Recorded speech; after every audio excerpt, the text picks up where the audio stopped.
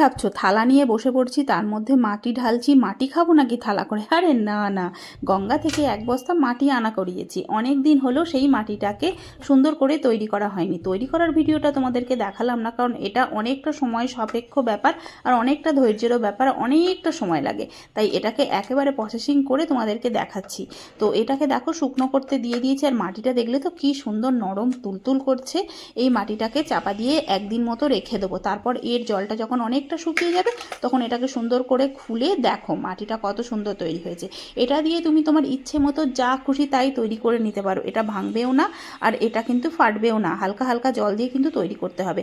আমার অনেক ইউটিউবের বন্ধুরা বারবার করে বলছে, দিদি মাটি দিয়ে তুমি খেলনা বাটির সেট বানাও। তো আমার ঠিক মতো বানানো হচ্ছে না, ভাবছি এইগুলোকে বানাবো। আর দেখো আমি গোল গোল করে লাড্ডু পাকিয়ে রেখে দিয়ে এর উপরে আবার জলের ছিটে দিয়ে দিয়েছি, যাতে এটা না শুকনো হয়ে যায়, কারণ শুকনো হয়ে গেলে আবার আমাকে তৈরি করতে হবে। তোমরা যদি পুরো প্রসেসিংটা দেখতে চাও কিন্তু কমেন্ট করো।